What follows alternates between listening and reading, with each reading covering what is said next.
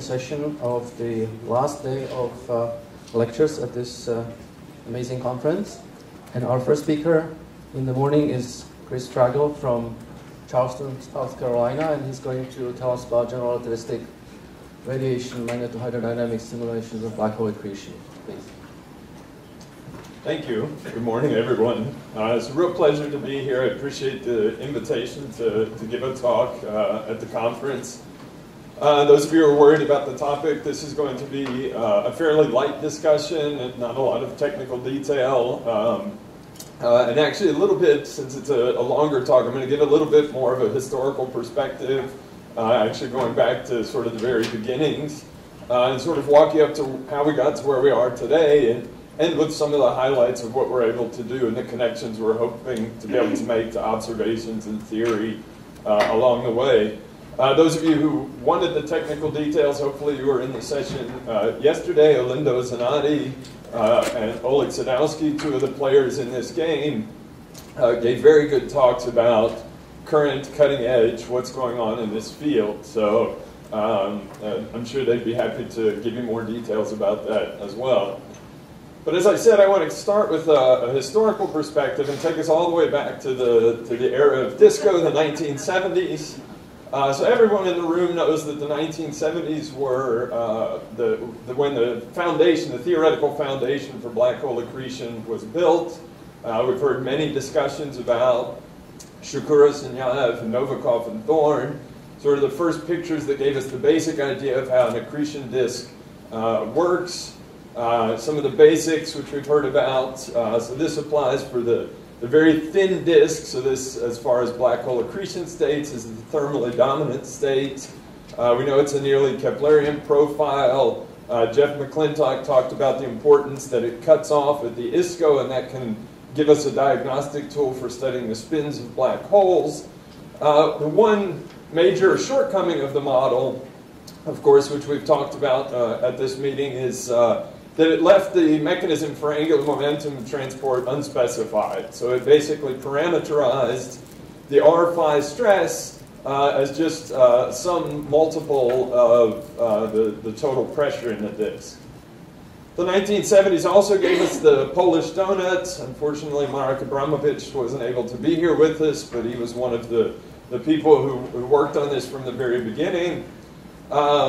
This is another solution for gas flow around a black hole. It's characteristically very different than the Shukura-Sinyaev. In this case, the accretion takes place not with angular momentum transport, but just simply you overfill your potential. There's a cusp in the potential, and the gas can just flow beyond that cusp.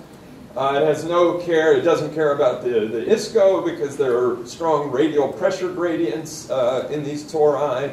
So the disk can extend inside the ISCO.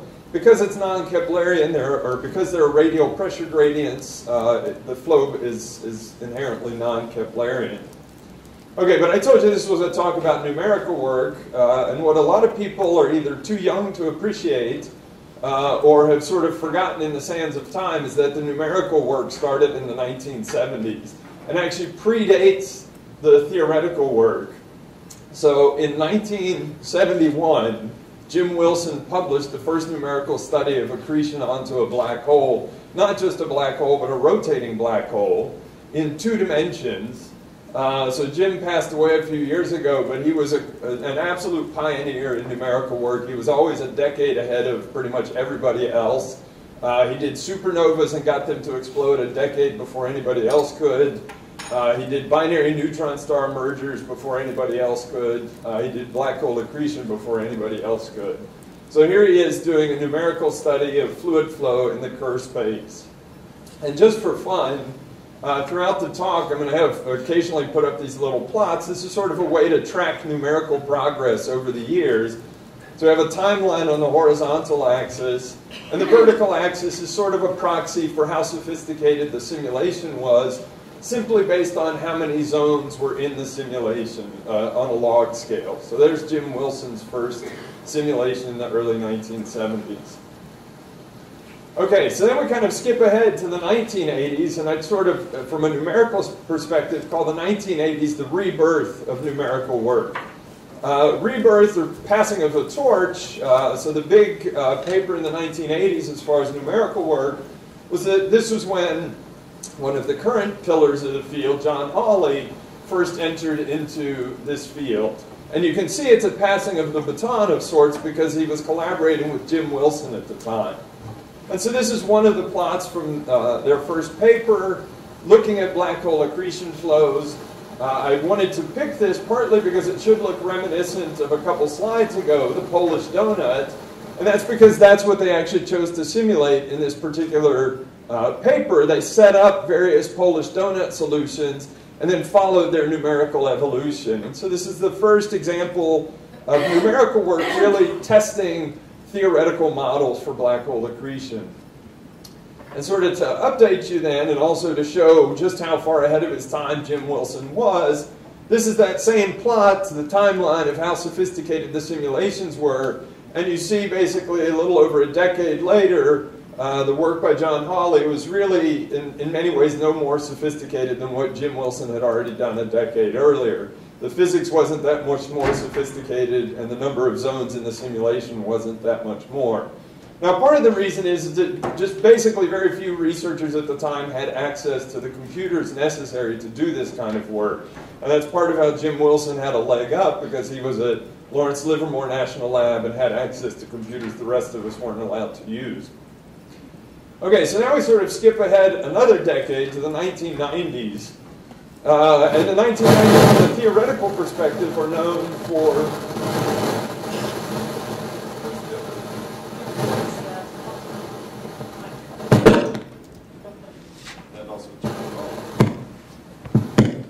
I'm still on. Okay, so the 1990s from a theoretical perspective are known basically for the rediscovery of the magnetorotational instability. So seminal papers by Stephen Balbus and John Hawley. It's rediscovery because it turns out this magnetorotational instability had been discussed in a couple papers from way back in the 1950s, 1960s in a different context. But this reintroduced the magnetorotational instability into the context of accretion. And it was important because it basically gave us that long missing piece from the Shukura-Sunyaev model. What is the underlying mechanism for angular momentum transport in accretion disks? And so, of course, with the rediscovery of the magnetorotational instability, the people in the numerical field started wanting to do MHD instead of hydro, so magnetohydrodynamics. And it started and was led by work in shearing box simulations, which has been true sort of since this time forward. So when I get to the radiation stuff, it's also been led by shearing box.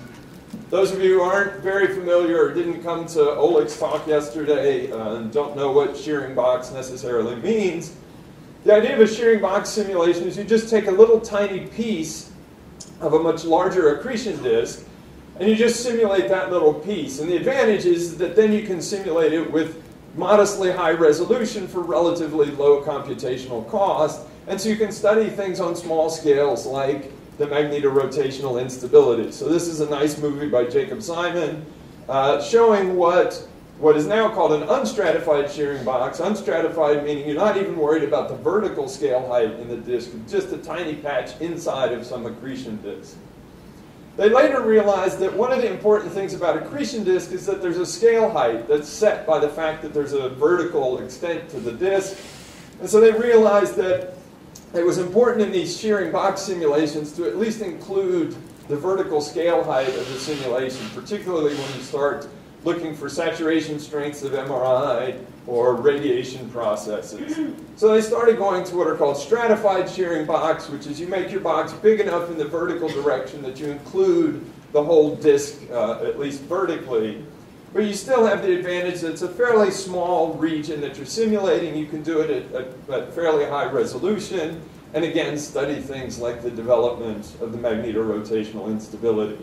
So that was sort of the game to play, certainly in the late 1980s or 1990s and into the 2000s. We get into the full-blown 2000s, and this was basically the birth of three-dimensional general relativistic MHD. And those of you who've been in the field for a while know that for the last decade, all you've been seeing from the computational people is everybody's best 3D GRMHD simulation. And this was really, again, pioneered by John Hawley. He was the first, although he was closely followed by a number of other researchers, as I'll show in just a second.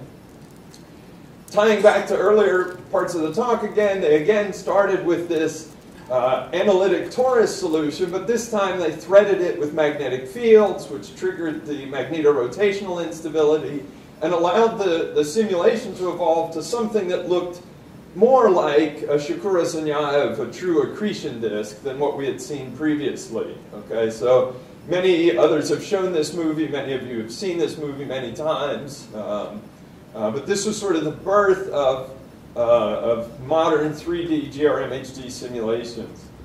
To put this in context, I've skipped a few points here, but this is that timeline again, putting this simulation on it from 2003. The big rise you see from sort of late 1980s into the 2000s, that really sort of represents the transition from two-dimensional simulations up to three-dimensional simulations. And you see the incredible computational cost that comes with that transition. But a lot of us realize if we're really going to study this, we need to get the full three-dimensional simulations going. So, okay, as I said, that was sort of a watershed moment. There was some work on global simulations of accretion disk prior to that, done in the Newtonian regime.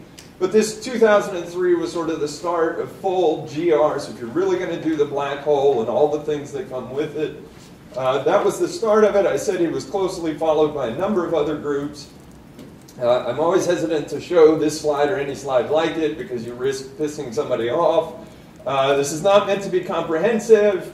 This is also, you can't, the dates are just roughly when they entered really into accretion disk work. So for instance, Jim Stone had done many, many simulations prior to this, but this was sort of when he got interested in accretion. John Hawley as well had done many, many simulations prior to this, but this is when he went to GR. Some of the people on here have switched groups multiple times, so this is kind of a, you know, just mix the names up. It's not really, it's really just meant to illustrate there are now many, many groups doing very, very good work in this, and hopefully that'll yield some useful things over the years. Okay, so just to summarize the talk to this point, 1970s as far as numerical work goes, Jim Wilson was basically the only game in town. The 1980s was basically when other groups started learning how to do hydrodynamics. The 1990s was about doing MHD and some people starting to do special relativistic hydro. The 2000s was mostly when everybody switched to general relativistic MHD. And the rest of the talk is to tell you about what's happening this decade and will continue to happen, which is doing general relativistic radiation MHD. So I think the goal for the decade, I think ultimately what most of the groups doing this, at least those of us interested in black hole accretion, I think the ultimate goal is to try to do a fully consistent global numerical simulation of accretion disks in the radiation pressure dominated phases. We've done a fairly good job in the low luminosity systems where radiation doesn't play much of a role, and we can at least do that now, but we'd like to be able to do radiation pressure dominated, so the true Shakura Sunyaev, and then when we approach Eddington and it goes to slim disks or something like that, and be able to simulate these. And I'll show at the end we're actually sort of on the cusp of doing that already. So why do this? Just to give you the motivation, most of you know most of these reasons. I mean, primarily, I think a lot of us are hoping to answer some of the long-standing questions that we have in black hole astrophysics, many of which have been touched on already. We've heard a lot of discussion about this. Are these radiation pressure dominated disks thermally unstable? We thought we had an answer a couple years ago, or a few years ago, from a series of papers by Shigenobu Hirose and Krolik and Blaze. This is one of the plots. They were doing these shearing box simulations, so they could do radiation before we could do global radiation simulations. They were doing these shearing boxes, and they basically had the radiation in there, so they had the heating, they had the cooling, and the idea was to just, well, let's see if they are thermally unstable. Let's just let them run for a long time and see what happens. And basically what they concluded in all of their models is that there was no thermal runaway. The energy scales all seemed to, I mean, they jitter around some, but there was no, uncontrolled growth or decay of any of the energy scales. And so they concluded that these disks are not thermally unstable. Earlier this year, we got the opposite answer from another group doing numerical simulations. So Jim Stone's group came out with a series of papers basically saying the opposite or concluding the opposite. So here's their plot of the heating rates and the cooling rates on the left, basically showing that in this particular simulation, heating is growing faster than cooling is, and eventually that simulation becomes thermally unstable. The disk expands vertically until it hits the boundaries of their simulation and they stop. Of course, then yesterday, Chris Doan told us that nature says that disks are thermally stable, these radiation pressure dominated disks. They're not thermally unstable, so I don't know what the answer to this is. I can just report on what the simulations have been saying. There's also a bigger question, or another complementary question, which is, are they secularly unstable? There's supposed to be this viscous instability as well. For that, you actually need global simulations. So the shearing box simulations can't answer this question. So we're hoping to be able to do it with these new global radiation MHD simulations. If you came to Oleg Sadowski's talk yesterday, he already showed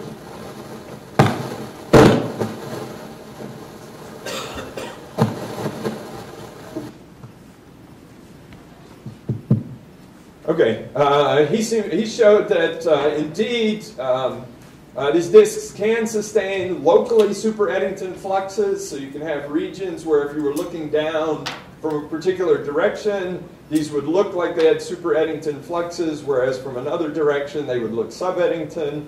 And then finally, because these are black holes and they're rotating, they have lots of other things going on, you would like to ask questions about how does the radiation pressure interact with some of the other things like the jets that are going on. So I want to give homage or pay tribute to the fact that the Newtonian crowd has again beat the relativistic crowd to addressing some of these questions to the extent that they can. So Ken Asuka did a couple very nice papers a few years ago, basically doing global Newtonian radiation MHD simulations of accretion disks in 2 dimensions. So there's some shortcomings to this, but again, he's pioneering a new era for us.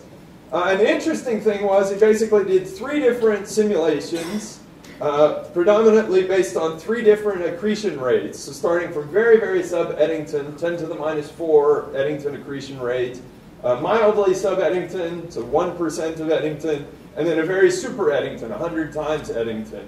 And basically just let the simulations go to see what they did. The interesting thing was, so on the left, found very thick, puffy disks, optically thin but geometrically thick. This is pretty much exactly what we expect at very low accretion rates. In the middle, at the modest accretion rates, he found basically something very much like a Shukura-Sunyaev, very thin disk, optically thick but geometrically thin. And then at very high accretion rates, the disk puffs up again. Now it's not gas pressure supported, but radiation pressure supported. So this is something like a slim disk with very strong outflows being driven up the axis, as you see there. And so the nice thing about this is we can maybe begin to try to make correspondences with, say, black hole accretion states.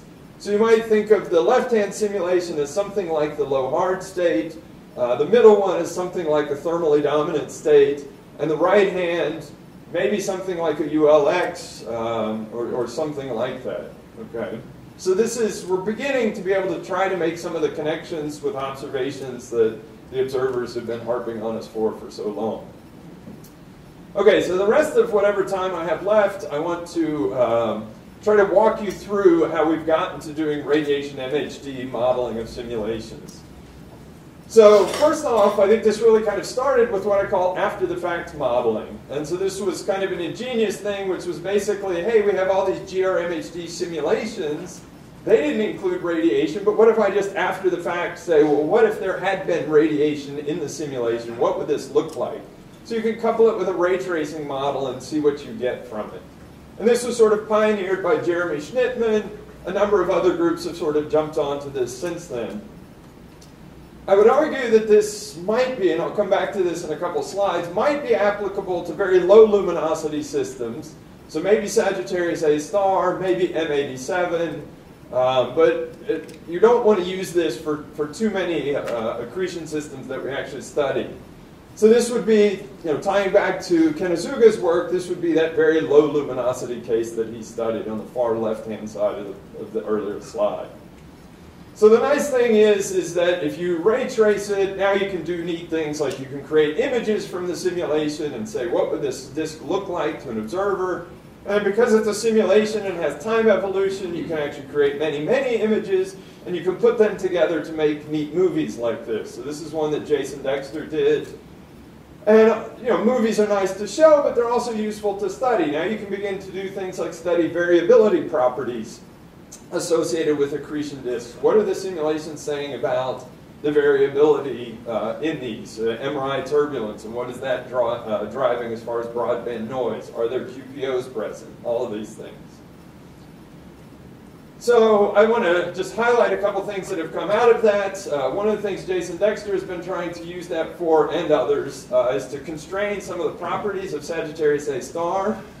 So these are some of the things you might want to know about Sagittarius A Star. So like the spin of Sagittarius A Star in the upper left, the accretion rate that fits for Sagittarius A Star, something about the inclination.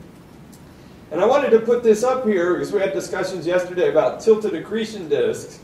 So Jason first did this using mine and a few other people's untilted accretion disk simulations, and got these sort of probability distributions for each of these parameters. Last year he went back and redid it using tilted disk simulations, and the point is that most of these probability distribution functions shifted rather substantially. Not surprisingly, they mostly broadened out, which is what you would expect. You add a new free parameter to the system, you broaden all of your distributions. But the point is, particularly of any system where you think it might have a tilted accretion flow, I think Sagittarius A Star would be #1 candidate for it, given that it's being fed by stellar winds from all different directions. So it's just a caution that you don't want to push too far with your models if you're leaving out important physics, in this case, the physics of tilt. Okay, back to our progress on radiation modeling. I think the next step after the fact modeling was doing ad hoc cooling functions. So these are cooling functions where the physics is just cooling approximately equals heating everywhere locally in the disk. Those of you not intimately familiar with Shikura and Yav, you might ask, well, why would you want to do that? But of course, the reason you might want to do that is because that's the assumption that's made in the Shikura and Yav model. So it's a very nice way to directly numerically test the Shikura and Yav model, make the same assumption for the thermodynamics. And so that's been done by a few different groups. So this is for the geometrically thin disks, the middle simulation from Asuka.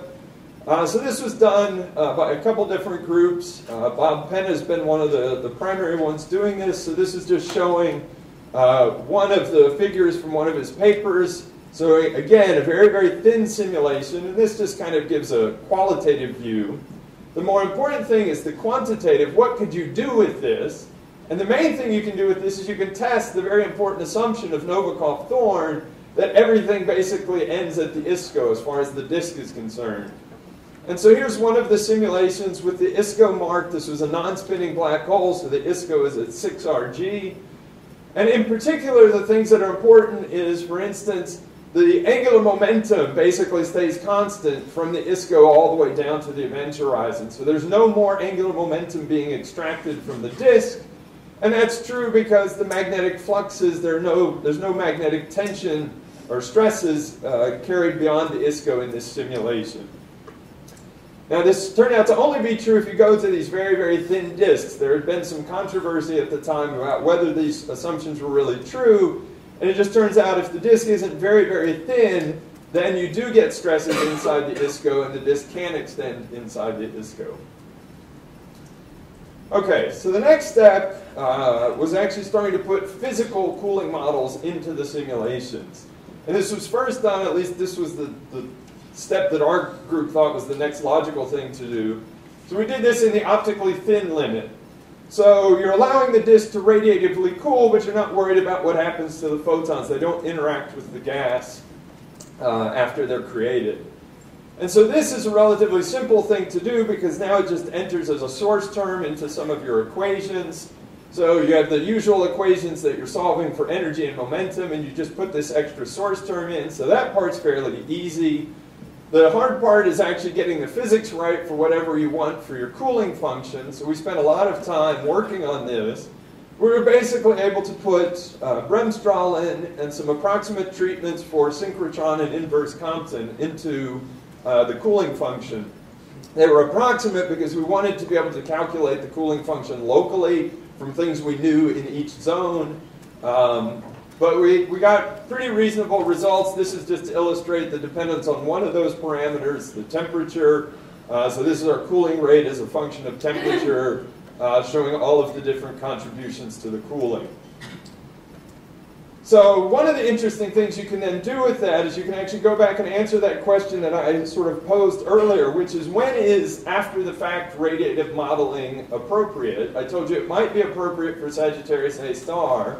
And last year, 2 of Sarah Markov's graduate students quantitatively asked this question. They said, for Sagittarius A Star, is it appropriate to just model the radiation after the fact?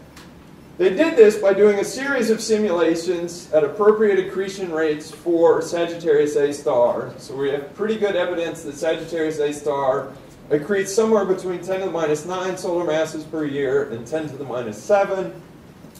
So what they did was they did 2 simulations. They did actually a bunch of simulations, but I'm going to summarize everything in one plot. So in this plot, you have 6 simulations, 2 simulations at each of the 3 different accretion rates that are shown on the right. The 2 simulations, one of them had no cooling on in the simulation, and so you just model the radiation after the fact. So you do the simulation, then you model the radiation. The other simulation had the cooling done self-consistently during the simulation.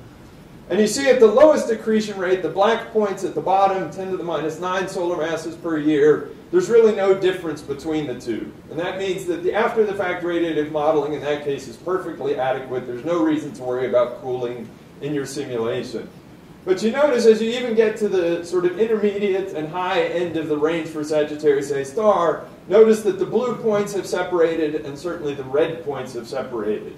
And so even for Sagittarius A Star, which is one of our lowest luminosity systems that we know, scaled in Eddington, even for that one, the after-the-fact modeling may or may not be appropriate. So it really is important to start doing your cooling self-consistently in the simulations, which we can now do. All right, our group then took the next step of, okay, we've done optically thin cooling, optically thin radiative treatments. Let's go all the way to the opposite extreme and do optically thick. So this is optically thick, general relativistic radiation MHD. In this case, we did it the way a lot of the other groups, and if you were at the talks yesterday, you heard the technical discussion of this. We basically did it in a way where you treat the radiation as its own fluid, so which is nice because you can use the machinery you've developed over the last decade or so to solve the equations for the radiation as well. So this is basically the top 2 are the energy and the momentum equations that you already solved in your GRMHD. The bottom 2 are the radiation energy and the radiation momentum, and the point is they basically look the same. You can use the same sort of machinery.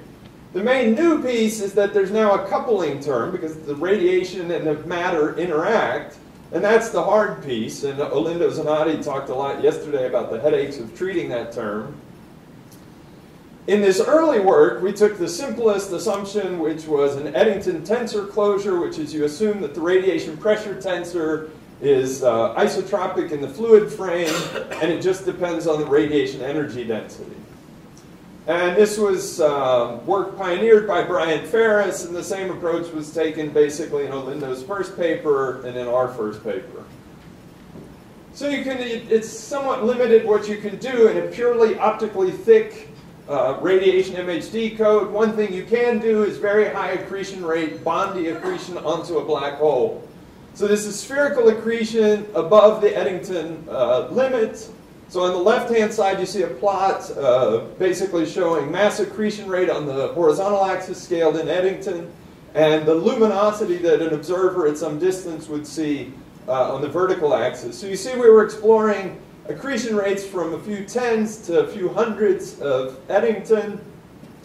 But what you notice is that the luminosities are all very, very sub-Eddington, well below even 0.1% of Eddington. And that's pretty well known. If you have a spherical accretion flow, it's not very efficient at getting the energy back out. Most of the energy that's released by accretion just gets carried by the accretion flow into the black hole itself. In fact, in the right-hand plot, the middle panel on the right column, the points on those lines there are to actually indicate what's called the photon trapping radius. So that's the radius at which any photons created inside that radius are just swept into the black hole and have no chance of escaping out to infinity. So most of the radiation that's created close to the black hole just gets lost into the black hole, and that's why it's so very sub-Eddington in its luminosity. So this was, I think, a reasonable first step to take, although it was well known even at the time that there are many drawbacks to this particular method, and some of these are somewhat humorous if you haven't seen them before. One is that the Eddington closure does not preserve shadows. So on the right-hand side is a very simple numerical test. There's just going to be a radiation front sweeping vertically, and it's going to impinge on an opaque gas cloud, and you can basically watch what happens from here. So here comes our radiation. It hits the cloud, and then you notice that the radiation actually fills in the region behind the cloud. So the cloud is not casting a shadow. So this would be like if I had a flashlight up here, or in England you would call it a torch, I suppose, on one side of the podium, and I was able to illuminate my hand on the other side of the podium with that flashlight or torch. It's also, the particular method we implemented was unstable. It's really meant to only work in optically thick regions, so if the flow becomes optically thin, it becomes unstable. And it's really hard in astrophysics to prevent your flow from becoming optically thin somewhere. So those of you who might have noticed that some of the plots had really nasty looking squiggles in them, like this plot here, that's basically where the flow had become significantly optically thin, and the method just goes nuts. It doesn't really know what to do in that case. So it's very unstable in some regions.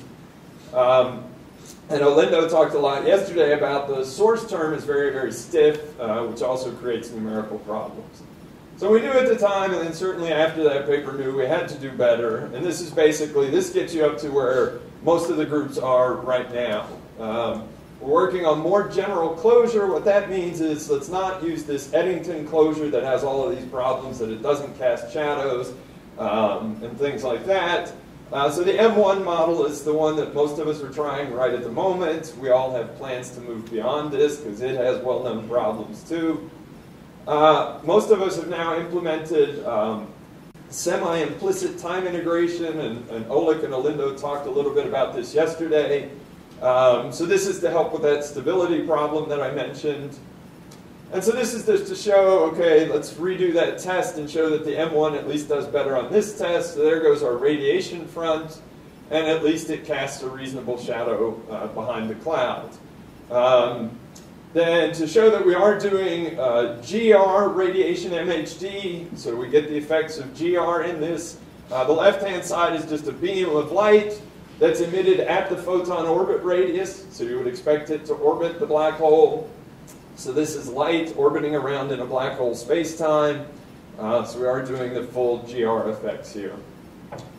Okay, on this final slide, so I may be a little bit early, but that's fine. I wish I were showing you my results. I'm not. We're a little bit behind. Oleg beat us to this. As far as I know, he just submitted this paper right before he came to this meeting, and his talk yesterday highlighted all of the wonderful things coming out of this.